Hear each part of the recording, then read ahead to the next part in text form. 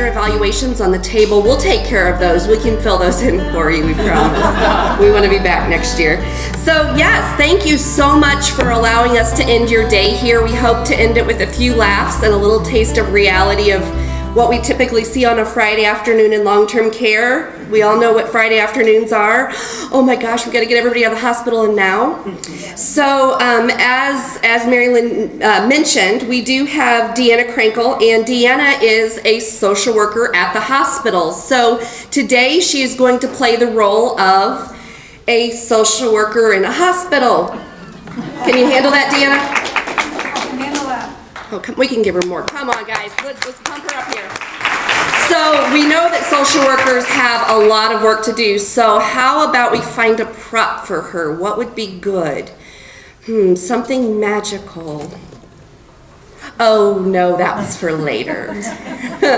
Anything up there magical? No, maybe something like a wand? There you go. Deanna has her magic wand to get everything done and on time as the doctor comes through and discharges everybody at 4 o'clock and wants everybody out of the building by 5:30. Bippity boppity boo. Thank you. And we do have Jen Ryan, social worker, marketer, moving coordinator, residency counselor, sales, marketing, all of the terms that we've heard recently. And we know that they're expected to do everything on time with flair. And they're the ones who get to go have fun, right? Exactly. So hence the reason she's in a cape. Next up, we have our fabulous director of nursing, and Don Rubio Gonzalez. Let's see. If you're a director of nursing, a nursing cap. Look at that. We've not seen those in 20 years, but hey, it's part of the costume. And last but not least, who else is involved in admissions? Of course, the administrator, right? And let's see, what could I use? Administrators are Yeah, I knew that was coming. Administrators are funny creatures. We look like everybody else, but we're not. So how about just a briefcase? Maybe the briefcase there, I can carry that. There we go. Now I can play the part of an administrator. Thank you. Do I look the part yet? There we go. Okay, so now that we've got our cast of characters in place, is there anybody else that's involved in the admissions process? Anybody at all? The resident! Absolutely! Crap, guys, we forgot to get it in resident. Anybody? Mr. Lathan, you want to be a resident? Come on up. Let's give him a hand, ladies and gentlemen. We've got our own resident here. He doesn't look much like a resident, though. Anything here that we could maybe use as something to make him look like a resident? Jen, can you help him out there? Oh, look at that. I haven't had hair in years. Had hair in a long time. Carl has hair again. It's praise baby Jesus. We have a miracle. Carl has hair. Oh, and he's got glasses. That's nice. Have a seat, resident. Have a seat. Yes. And we have a.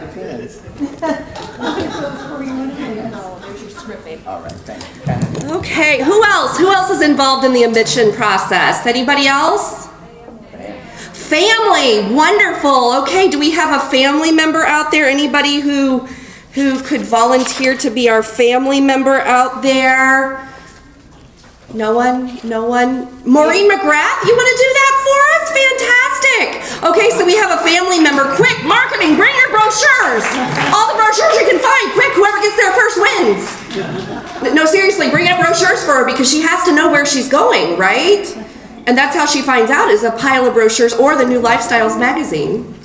We drop that one off and fly away. You my family? Yes. Hello. I haven't seen you in a long time. Wow, he is a resident. I'm going to pass her script down. Yeah, I'm not leaving you any money. Okay, so we've got a resident, we've got a family member. Anybody else? Anybody else like that checks insurance or anything like that? Business office manager, right? So the business office manager, let's see. Mallory, you wanted to volunteer for that too. Look at her, that's nice. Any props that we could give to her? A calculator, yes. Business office manager needs their calculator. And how about corporate? Them. Boom, boom, boom. Anybody want to volunteer to be corporate? Everybody's favorite? Lynn Potts, you want to volunteer? Oh my gosh, thank you so much, Lynn! Oh, yay! Look at her. And because corporate is everybody's favorite, right? It's coming. It's coming, just wait. Can I get a script? Oh, yes, yes, we've got a corporate for you. Got business office script. If it doesn't make money, no. There you go. If it doesn't make money, no. This is all in jest, of course. The devil in disguise. Boom, boom, boom. Okay, so now we have our cast of characters. We need one last helper. So we're going to go through a couple of scenarios after we talk a little bit about what ethics are. And we need somebody who can be our policeman, who can really point out when there's some red flags happening. Somebody who's really got an eye for critical thinking. Cindy Marsh, thank you so much for volunteering. And we know, Cindy, you're really quiet. So we do have some helpers for you. We have a police badge and some handcuffs for you to be our policeman. But we also have a nice cowbell. So if you hear anything that you think may be going awry in this admission process, please feel free to help us out. Okay, so should we get down to some learning now? Come on, guys. I didn't hear anything. Okay, there's gonna be another joke. What do you call a fish with no eye? Fish. I-F-S-H. Fish. Let's talk ethics. Woo! We have a winner. Alrighty, so we're gonna do some edumacation. So let me change hats. Do I look learned yet? Okay, and the hair looks good. There's pictures. Okay, so ethics. Ethics. What are ethics? The cowbell. Is that like crickets? I know you guys are tired. What are ethics? What is when I say ethics, what do you think of? Doing the right thing. Very good. So ethics, we think of those old guys, Aristotle, Socrates, or Socrates if you're into Bill and Ted.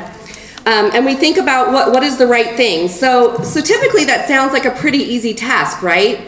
So we're going to start with a really easy scenario. You're in a store and you see an older lady drop a $20 bill. What do you do when no one's watching? Well, I mean, after you buy the shoes, Valerie. Oh, really? Right, you go take a tour and say, ma'am, you dropped this $20 bill. That would be the ethical thing to do. Okay, so let's try one that's a little bit more difficult. You're leaving the voice conference and you back into the black beat up Prius out there with 17 backup marks already. What do you do? I don't know what you're talking about. Yeah, Jen, I saw you. Supergirl. I would just lift it up. Right, you just lift it up and you buff it out. So that's a little bit more of a difficult ethical question. Okay, here's a really tough one. You work in long-term care and you receive a bonus if you have 15 admissions this month. You're at 14 admissions. And the 15th admission just came through the door. And they want to move in. And they've got their checkbook. And they far exceed the care that your staff can give. What do you do? It got really, really quiet in here. Yeah, that's a tough one because you know the right thing to do, but gosh, you got the car payment, the kids going off to school. That's a little bit more difficult, isn't it? When it comes down to the pocketbook, it can become a more difficult decision. So when we talk about ethics and integrity, or doing what you say you're going to do and saying what you're going to do and then doing it, we talk about how that affects our older adults in their residence. So let's say, with that past example, that you take that resident that you know you cannot care for. What could possibly happen? This is the interactive part. Falls. Falls could happen, yes. And with falls, Fractures. a fracture, Maybe wounds. wounds, bounce back to the hospital, which then makes your rates, your readmission rates go up, which makes the social worker who just sent you that referral not be able to refer to you in the future. So was it worth it? No. There we go. Well, we're done. We can go home now. All is done. So if we're all saying your care is important to all of us and we want to make sure your stay is free of challenges, one thing we also have to remember is that families hear sometimes bits and pieces. So while I may have said your care is important to all of us and we want to make sure that your stay is free of challenges, Hey, they're free. that really, exactly, she heard your stay is free. That never happens. So why do ethics matter? Just like common sense, ethical principles are not common, or the fruit that doesn't grow on everybody's tree. While others may be comfortable with ethical parameters, big $10 words like mayonnaise on a Friday afternoon, you may have to be more comfortable with yours. However, once compromised, you cannot repair them. I don't know if you guys knew this, but long-term care is a very, very small world. And once you tarnish that reputation, it's going to follow you for a very long time. Okay, so we understand ethics. We got the boring part out of the way, right? Okay, let's get back to fun. Oh, I gotta be an administrator again. Hold on. So, okay, we're going to pretend in a brief but accurate process of the admissions process and a humorous but uncomfortably realistic skit. Is that good? We're good with that? Okay. And scene.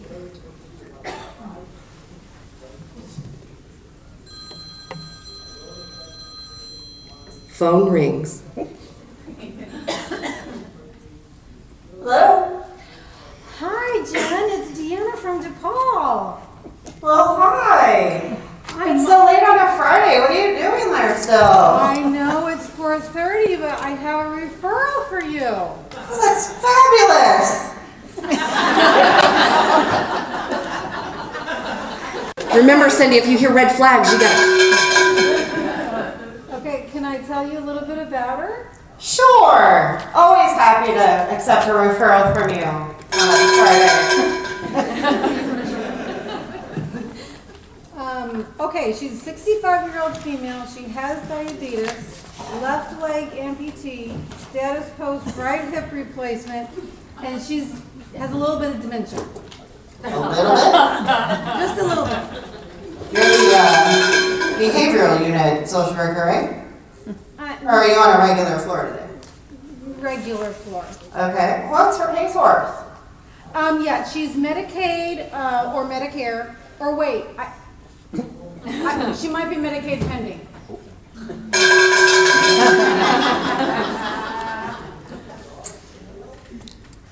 Well, which is it? Can I call you back? Like in 2 minutes? Yeah. Well, yeah. I'm sure, we Well, love the getting family referrals. will tell you. The family will tell you. Okay. Are they on their way, or am I coming there to see them? Can you come here? Sure. Happily. Oh, fantastic. You're on. We are going to do some CYA and go visit this patient ourselves. Okay. Pace source. Diagnosis. Oh, hold on. Hey, Deanna. Is this for rehab or long-term care? What do you think that she would be best in?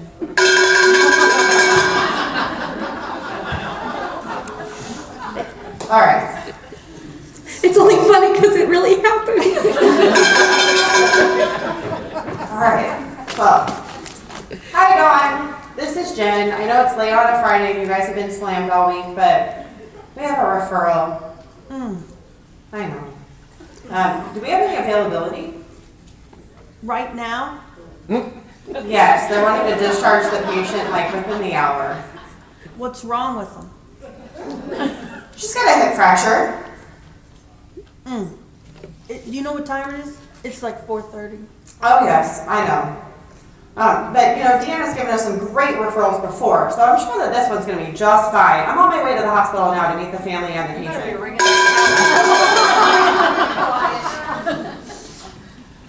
All right, well, let me know, because, you know, it's late, and that means I have to stay late now and do the admission, and so, you know, hurry up. Okay. Oh, you know, she did mention she might have some dementia. Like how much dementia? She doesn't know.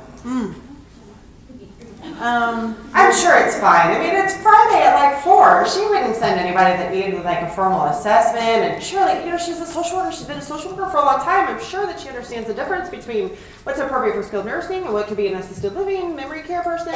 I'm sure she has got it all figured out. I will call you when I get to the hospital in about 5 minutes. Super. All right, so, hello, my patient. Carla. Hello. Hi. My name is Jennifer, and I'm from one of the local rehabilitation places that they're recommending you go to for a little rehab so your hip can feel better. Do you I remember? didn't break my hip. I'm going home. Okay. When can she go home? I can talk for myself. When am I going home? Well, let's talk about that a little bit. So, how did you... Be quiet. You just want my social security check. How did you break your hip, Miss Carla? I did not break my hip. I was out at the club, and this man came by, and you don't need to know the rest. And then I woke up here in the hospital. Can I go home now? Well, where do you live? Do you live at home by yourself? I live at 1734 Longbridge Drive, apartment 402. All right. Do you live alone, or do you have someone that lives with you? I have 4 children, age 1, 2, 3, and 4. Oh, how precious! And I need to get home to see them right now. They're waiting on dinner. Okay. Hello, Miss Daughter. What's her crying for? I'm just so sad about this. What's happened to you? Is this confusion normal for Miss Carla? Is this something you've noticed for a while, or is this due to her being in the hospital? Well, I think she's like this a lot of the time. Who are you? Do you all happen to know what Miss Carla's insurance is? I'm going home. You're not safe to walk. You only have one leg.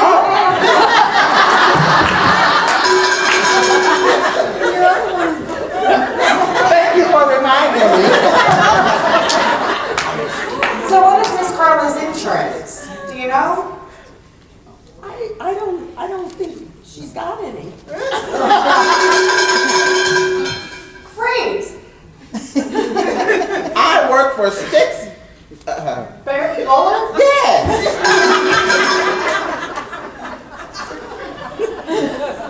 And I have good insurance. Do you have your pocketbook with you that I can look at your card?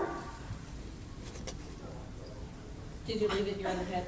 Do you Can have I go home? Not yet. When is dinner time? I'm hungry. I'll get you something to eat. My leg hurts. Don't you just want to go with her just for a I don't know that woman. I don't know who she is. I live at, that's where I live. And I'm going, do you know anybody here? Cowbell. I'm ready to go home. I have the right to go home to see about my 7 children. Ring the bell. I said 7 children. But your doctor said you Dr. Whitaco is 100 years old. He doesn't know what I need, and that's for real. Okay, so, Miss Deanna, we have a bit of a problem. I see that. Yeah, we don't have a valid insurance. What are they talking about? She doesn't want to go. I sure don't. This is not something that I can consider, especially this late on a Friday. I can't just tell you yes when I don't have valid insurance information. I don't know what her normal is. I just don't think this is a good idea. I'm gonna have to say no. There you go. Ring, ring. Ring, ring. Ring, ring. Yeah, Jen, this is Rachel, the administrator at the place where you work. Yeah, I was calling to see, so where are we at with admissions? We're 2 away. We really got to get there. Yeah, I got nothing. Are you sure? We got nobody. I thought you were going out to see somebody. Can they come? No, I did, and I talked to the social worker Deanna. And did you talk to Dawn about it already? No. Okay, well, why don't you go ahead and call Dawn and see if it's somebody that they can take, because we're really close on census, so we really need to look at that. And is there anybody else that you're looking at while you're there? Maybe you could go to the nurses station and ask if they have anybody. Yeah, sure. Or maybe like, is there doctors there? You could ask them. You could ask them if they have admissions. That would be great. Yeah. I'll go pass out candy in the emergency room. That's great. Okay, perfect. Yeah. Thanks, Jen. Bye. Dawn? Yeah? What's she like? She's a really sweet old lady. She doesn't have insurance, but I bet the family could probably figure something out. And she's a fresh hip, Yeah. and we're gonna have therapy, Yeah, and I need a wheelchair, and maybe a and probably a bedside commode. I'm not doing that. Trapeze. I'm not doing that. Needs- I'm not doing that at 4:30. You know, hold on. Mallory's calling me from the business office. Maybe she figured something out. Hi, Mom. Hey. Hey, so we have this referral from Deanna at Nepal. And you know, she's always so good to us. And we're getting the pressure from Rachel. Ring, ring. Ring, ring. Hello? Yeah, is she coming today yet? You know, let me call your back. I got Mal on the other line. Oh, good, good. We're getting everything together. Okay, no. Okay, bye-bye. Yeah, is paperwork done? Did the No. guys check yet? No, oh no, no. I was gonna have the family come and see you so that they can talk to you about finances. Okay. Because, you know, it's late on a Friday and I got a game. So okay. I'll just tell, you'll be there for another hour, right? Yeah, we'll split the bonus. Good. Okay, sure. Deal. Drinks next week. Bye. Ring, ring.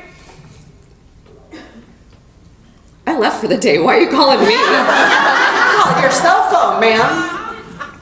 Hey, Rach, good news. I think Mallory might be able to figure out how to help this patient. Oh, awesome. Yay. So we only need one more today then. Sure, I gotta talk to Don. Bye. Can I go home? Ring, ring. Hi, Deanna. Hi, Jen. Okay, so I have to tell you absolutely not on this patient. You know, my administrator is really pushing for it because I know she wants more admissions, but I have to say no. She's just not an appropriate admission. We have unknown insurance, we have unknown pay source and funds. You know, she definitely has something going on with her confusion. I have to tell you no. I really appreciate your referrals and I will happily, you know, take a referral from you on Monday for someone that's a little more clear and I've got more information and more time to prep with the family and research the situation, but I cannot take Miss Carla. It's just not appropriate. Well, I kind of thought that you would say that. I understand. That's a yes. Very nice. And scene. How about a hand for our volunteers? Where do I go? Hold on, Miss Carla. Okay, so I heard a lot of bell ringings. What sort of red flags did you see there? Confusion. No pay source. Lack of information. Lack of information. Pressure. Pressure. Unrealistic daughter. Unrealistic daughter. Poor Maureen. It's okay, baby. Anything else? Does it seem like there's good communication going on here? Wonderful. No. Very, very disjointed communication. So Deanna, as a hospital social worker, what in the discharge planning process is important to you? I would say finding an appropriate placement and being an advocate for your patients. Always be an advocate for your patients. Make sure it's an appropriate placement. Safety and being able just to generally meet all of their needs and always, trying to do the best thing for them no matter what it takes. Thank you, Deanna. Super Jen. So as the long-term care social worker / marketer, what is most important to you as you are looking at the admission process? Everything that Deanna said, and then being mindful of the current census versus census pressure. In an admissions role, it's not just about receiving paperwork. It's also about really taking the time to meet with the patient, the family, all the parties that are involved.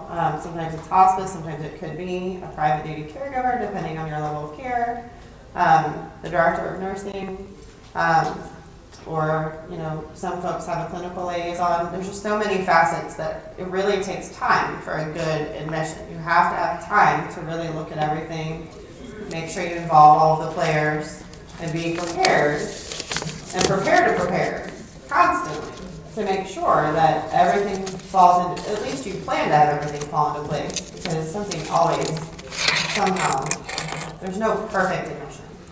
But you can plan to prepare to make sure that you at least set it up for success, and so that everyone is well informed, including the patient and family, regardless of their mindset and how many children they might have home. Can I go home?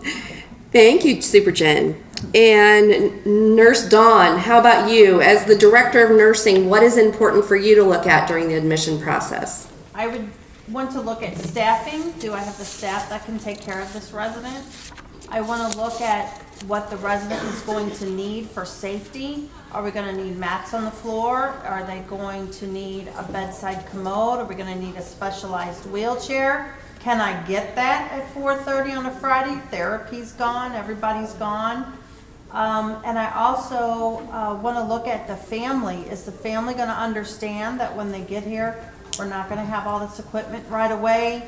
We might not be able to do a lot of things until Monday morning. Therapy probably won't be in till, ours doesn't come till late on Saturday. And just want to make sure that I can provide the best care for that resident and that I'm not making promises I can't keep. Ultimately, the safety of the resident's going to fall on me. So I want to make sure everything's in place. Thank you, Nurse Dawn. How about you, Miss Administrator Rachel? Why, thank you for asking, Super Jen. For the administrator, one of the big things to look at is the resident's needs going to be met when they come into the building. Because yes, I'm going to work together with Nurse Dawn to make sure that we have everything in order, because if not, guess what's going to happen Monday morning? Mrs. Giffhorn, I wonder if we could just come in and talk to you for a few minutes, because we have some concerns. Bum, bum, bum. That's when the pin comes out. And all of the things you start apologizing for that happened over the weekend because communication wasn't there and the plan wasn't in place. Obviously, as the administrator, you are also the CEO of your building. So ultimately, it's your responsibility as the administrator to make sure that there is enough money coming in to cover the money going out. It's really nice to be able to actually pay the staff every other week when they expect the paycheck to come. And then last but not least, resident satisfaction. Not only can we care for them, but can we care for them well? It's one of those things that it will follow you around. If you have that resident who's happy, they tell 8 to 10 people, maybe. If they're unhappy in the days now with social media, you can expect 30 to 50 people to find out about their dissatisfaction. business office manager. What sort of things do you think a business office manager would be? And not just Mallory, anybody out there. Can they pay? Can they pay? Anybody notice the word Medicaid pending? We'll touch on that cute little term in a minute. Medicaid pending, that's funny. Anything else to the business office manager? Will they pay? Will they pay? Many times you'll see somebody's copay, and they have no idea that they have a copay because the marketer told me that it was covered by insurance, right? My care is free. How about resident? Miss Carla, what's important to you? Going home. And are we being realistic and letting you know whether or not going home as a brittle diabetic I want amputee? the truth. I want my private room. I want things that I'm supposed to have. I want my rights to be honored. I want to eat what I want to eat. I want to get up when I want to get up. I want things my way. Wow, you act like you've been a resident before. Family member Maureen, what about you? What's important to you as a family member? I want my mama to be safe, and I want her to get all the things that she needs and she deserves. Yes, and I want people to respond to her needs. Yes. Whoever you are, I like you. Promptly, none of this long stuff. That's right. That's right. And she wants my Social Security check. Because they're going to have it. And I think one of the things, and personally this came into my understanding much better over the last month, my husband's grandfather went into a nursing home. And after having done this for, I don't know, Muriel, how long have I been doing this? 15, 17, something like that years? You know, you think you know the industry and you know what to expect and you know what comes next, and guess what? We don't. When you're on the other side of the table, it is absolutely terrifying, even if you know the lingo, even if you know what's coming next. It's absolutely terrifying. So never forget the fear that they're feeling and that empathy that you can give to them to help make that a little bit easier. You're never going to over-explain something, I promise you. And last but not least, corporate. Or they, them, the ownership group. So what sort of things is corporate worried about? Well, all I really care about, what's their cost per day? Your cost per day, yes, of course. Is she a fall risk? Is she a fall risk? Yes. And I love this one, and I have to read it. Have you entered her ISP number into the PMS record and checked her PhD against the ADHD? It is policy now. And if you didn't hear her, she wanted to make sure that the ISP number had been entered into the PMS lot to make sure that her ADHD fell into the PhD category, because that is the policy. All joking aside, corporate has some of those same concerns that the administrator does. Obviously, at the end of the day, whether you're for-profit or you're not for-profit, you still have to be able to pay your bills. You still are looking out for the good of an entire organization. So while we somewhat vilified corporate, they are there as a support role, and a true corporate office, a home office, is really there to support those in the community to do their job the best that they can. So you can take off your devil glasses. Now we'll leave the hat on. But I throw out money. You can throw out money, absolutely, absolutely. So I'm going to hand it over now to Jen, who's going to talk about some of the goods and the bads, the other things to consider. Let's have another hand for all of our volunteers. They can go sit back down. Thank you, Ms. Carla. These are great. Oh, and we do have, because we're of that generation, we do have participation trophies for everyone. Thank Everybody you. gets a trophy. Wear it well. YMCA. Carl, you might have some hair for a little bit Yeah, I now. know. I'm going careful, home. Bob. I'm going home. It's a miracle. All right, so in preparation for the presentation, we went over lots of facets of admissions in themselves. good, bad, ugly, what's important to everyone, including patient and family, viewpoints from a hospital perspective, the different viewpoints that we've kind of lightly touched on as well. Some other things that really come into play when you're fielding admissions is what is the family dynamic? We all have those families that you will never, ever forget for good reasons and challenging reasons. So really making sure that like Miss Carla has a great support system, or if you don't know, you really have to dig into her family dynamic. Is her daughter, the daughter that sat here and seemed so caring, is Maureen really caring, or is she truly after that Social Security check? Or, is she staying with Miss Carla because she's a hot mess. And so she depends on Miss Carla's Social Security check. Or have there been any other types of suspicious activity within the family that they write off as, oh, well, that's just Cousin Bob. He comes over, he really helps Miss Carla out, and then she pays him a little bit on the side. Is that a valid support system for her, or is this someone that is trying to take advantage of her? So you have to really explore the family dynamic and who do you feel, because there isn't a really great litmus test all the time to determine who's appropriate and who's not, and helping you plan for the care of an admission or who is going to be there while you're determining someone's discharge plan back to home or to a different level of care. We also, because many of us work in multi-levels of care situations where it isn't always in skilled nursing or rehab situations, sometimes it's an assisted living or a memory care referral. Every now and then it's independent living, maybe they need supportive services, maybe they don't. So then you have to look at other things like the Fair Housing Act. You have to explore, like Miss Carla, those that might have a few challenges here and there and you're not quite certain.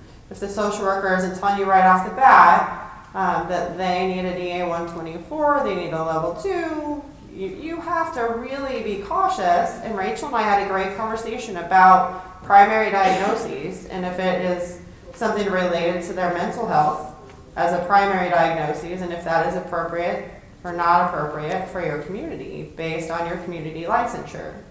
We all know communities that will admit because they want the admit. Most of us don't admit for that reason. We really want a good, solid admission that is true and positive for the patient, family, and the community in the long run because, as she was saying, you admit someone who's not appropriate and it goes sour, guess what? 30 minutes later, you have a Facebook rating that's in the toilet, you're reported to state, they're coming to your building and they're telling everyone and anyone who will listen, including the social worker if she originated the referral, how awful your facility is. Regardless of if it truly was a bad process or if they're just one of those families that likes to complain about everything. But the social worker doesn't know that side of it. So we have to be very cognizant of building those relationships with the families and really exploring more than just the paperwork. We also, of course, have to look at the true financial picture. It was fabulous. I don't know, Medicaid pending, Essence, who knows? Well, we all know that makes a huge difference. You can approve or deny a referral from one phone call based on what their financial status is, because if you're not contracted with a specific insurance company, you can't make that contract happen in 5 minutes. If they're Medicaid pending and she's calling me and we know she's going to need a Medicaid pending, and they need a wound vac and they need all this therapy, are you going to admit that patient? Can your facility handle that? Can you handle that?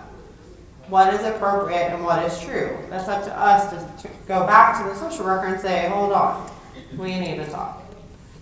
And hey Jen. Yeah? What does Medicaid pending mean? So that's what I was just going to talk about. Well, it depends on who you ask, Rachel. I'm so glad you asked me to expand on that.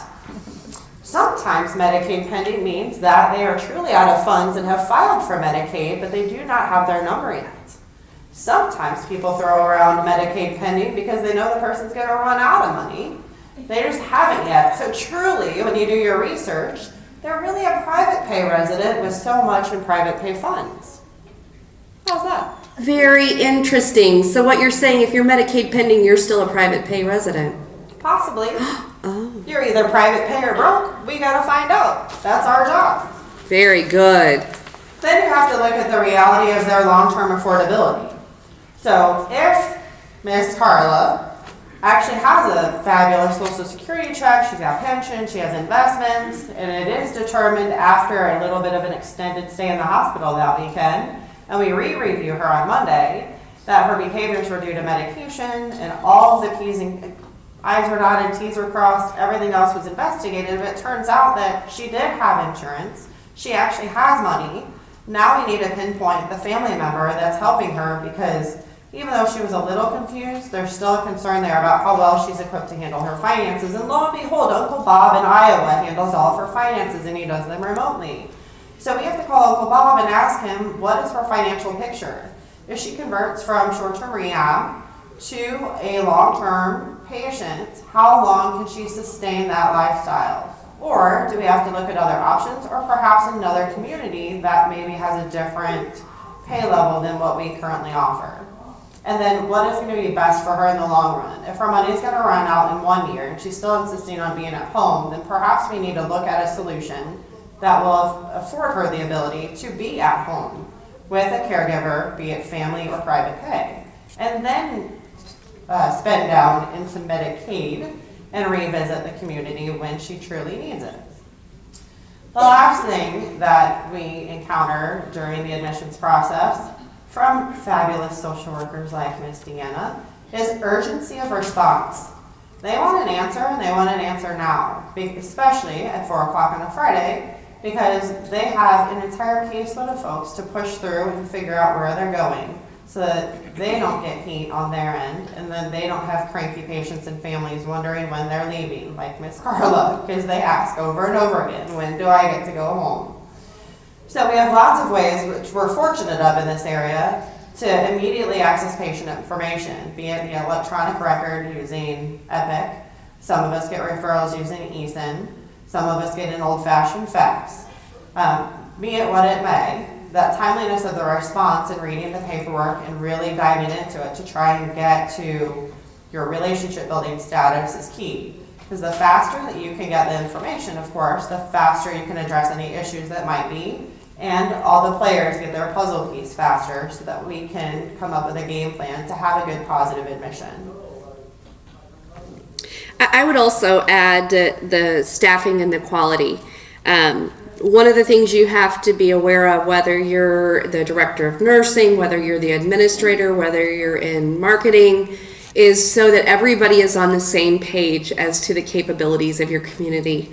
A wise administrator who taught me what I know once said, just because you can doesn't mean you should. In other words, just because you can admit somebody doesn't mean you should admit someone. If you look at their needs and they are 58 years old and your next oldest resident is 89, are they going to be happy in your community? They might be. Again, it goes back to communication. Have you expressed that to the family? Are they aware of that? Are they aware that your staff is most likely trained to help a geriatric population? And when we look at their care needs, we typically look at it from the slant of somebody who is a geriatric resident. So, Jen, what do we do then? We've made fun of the whole room at this point. They're all asleep. Come on, guys, wake up. We get to go home soon. It's okay. So we've made fun of everybody. We've made fun of the way we do things. So is there a better way? Is there a better approach? Absolutely. Well, tell me about it then, Jen, please. Well, Rachel, being the astute administrator that you are, I'm sure you know that. Did you just call me a stupid administrator? Jen, you better take that cape off, girl. No, it's good. Okay. I'm sure you recognize that effective communication is the key to starting off a fabulous admission, move-in, and pretty much anything else that goes on at your building. I completely agree with you. So what is something that almost every community does every single day to start their day? Stand up. Tell me about your stand-up practice. Amy. Or a stand-up practice that you've seen. Can we go there? I can tell you about some stand-up practices I've seen and witnessed and been a part of. I've seen stand-up meetings that last an hour to 3 hours. And nobody was standing up. I've seen a stand-up meeting where you go floor by floor and talk about each and every resident in the building. For some of those small communities with 490 beds, I'm sure that only takes a day or two. So I would argue that a 5-minute stand-up for a smaller building, maybe a 10 to 15-minute stand-up. And here's a really crazy thought. The speakers earlier today spoke of this. What would happen if stand-up was not just your managers? What would happen if your 5 to 10 minute stand-up meeting included your entire staff? But why, Rachel? Why would we bother them? They're busy. They're taking Do you care think of people. sometimes your dining room staff notices if there's an appetite change? Do you think maybe housekeeping might notice if somebody's going to the bathroom more frequently? And we're not at lunch, so I won't get too graphic on that, but maybe if there's change in their bathroom habits? Do you think maybe in activities they notice if somebody starts sleeping through an activity that is always active and engaged in those activities? Do you think all of those might be clues that we can bring together as a team and talk about and come up with a solution to? Do we need to talk about every resident and their needs every day? Probably not. Probably talking about those residents, the stop and look. I love that. That's a perfect, quick way to say, hey, I noticed there's a change. It's something we need to talk about. Let's bring it up. Do you think you're going to have 15 to 20 of those the first couple of times that you do stand up as a group? Maybe. Do you think over time that it's going to be honed down and much quicker to get through? I would almost guarantee it. Here's an even crazier idea. What if you did it twice a day? What? Right? What if you did it at both shift changes so that communication got to evening shift? But Rachel, I don't have time for that. I would argue as administrators, as directors of nursing, what is one of the biggest complaints you hear from families? It's like the left hand doesn't know what the right hand is doing. And is that typically between day shift and evening shift, night shift, day shift? Boom. Think of how many of those phone calls, those unhappy residents that you would better serve. And bottom line, would have a significantly higher quality of life if we all communicated better. And then, even crazier, we communicated that back to the families. And, even crazier, we tell Carla too. We let the resident know that we've noticed a change. Maybe there's something bothering Carla. Maybe Carla's boyfriend was acting a mess. Maybe it made her mad. Maybe that's why you're seeing the change. So any other approaches that you've seen in your stand-up meeting communication that have been helpful in your communities? If not, I got a whole lineup of stupid jokes. What's green and has 4 wheels? The grass. I lied about the wheels.